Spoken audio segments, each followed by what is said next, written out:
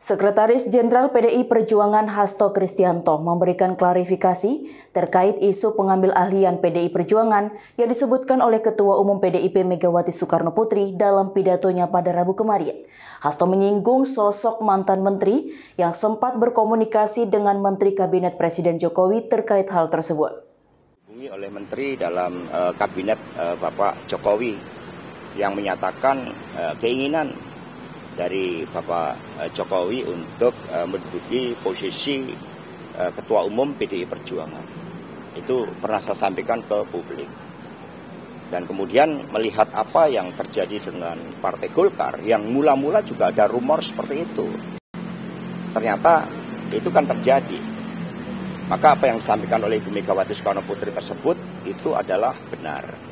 Di sini kami ingin menegaskan bahwa Bu Mega bukan hanya Ketua Umum PDI Perjuangan, beliau putri proklamator. Bu Mega sudah menjadi bagian dari suatu ide, gagasan, cita-cita bagaimana negara hukum dibangun. Bagaimana negara karakter pemimpinnya tidak boleh otoriter. Bagaimana Bu Mega membangun legacy untuk melawan pemerintahan yang otoriter, yang korup, penuh dengan nepotisme dan kolusi. Bagaimana Ibu Mega penuh dengan gagasan tentang emansipasi, tentang meletakkan prinsip-prinsip demokrasi berada di tangan rakyat. Nah, karena itulah sikap PDI Perjuangan sangat jelas. Ketika ada pihak-pihak yang mencoba secara langsung ataupun tidak langsung menggunakan kekuasaannya untuk mencampuri kedaulatan PDI Perjuangan yang dijamin oleh konstitusi, oleh undang-undang, ya maka seluruh jajaran partai dengan militansi tinggi, dengan pertaruhan jiwa raga, siap akan membela Ibu Mega dengan seluruh gagasan-gagasannya itu.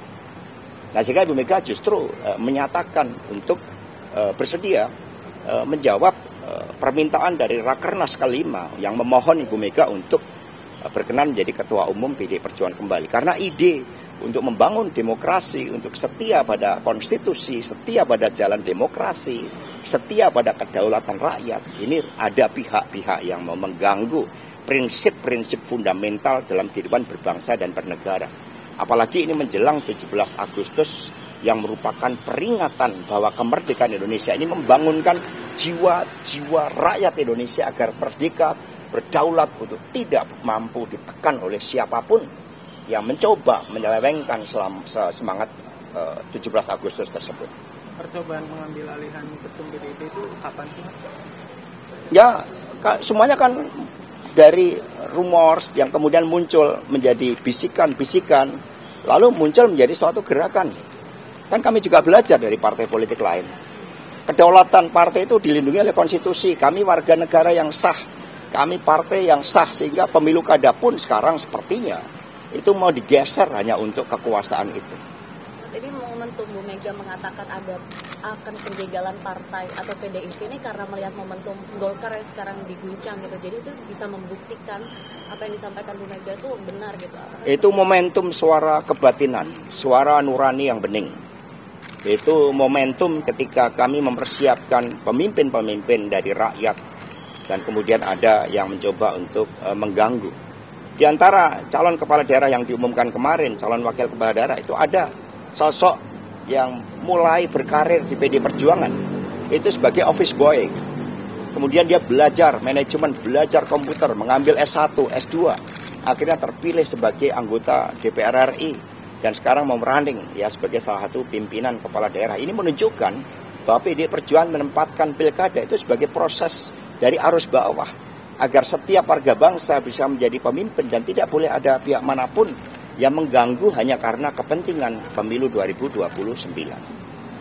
Mas, kemarin kan Pak Ahok bilang seharusnya pilkada ini untuk koalisi partainya dibatasi gitu, agar tidak rombongan gitu partai yang koalisi. Nah, ini menurut Mas Hasto sendiri senada dengan? Ya, prinsipnya kedaulatan rakyat harus dihormati. Aspirasi arus bawah itu tidak boleh dihalang-halangi oleh kekuasaan. Itu juga menjadi kesadaran dari elit-elit partai politik. Buat apa ada regulasi detail ketika spirit penyelenggaranya itu tidak memahami aspek-aspek fundamental dari kedaulatan rakyat itu. Lalu pemilu secara langsung mencoba untuk diakal-akali dengan pendekatan kekuasaan, dengan intimidasi hukum, ini yang harus kita hadapi bersama-sama karena ini demokrasi kita, ini masa depan kita, ini kebebasan kita untuk berserikat, berkumpul. Ayo dukung kami dengan cara like, share, komen, dan subscribe di seluruh akun BI TV agar Anda tidak tertinggal berita menarik dan terupdate lainnya. Saya Kiki Anggriani pamit undur diri, terima kasih dan sampai jumpa.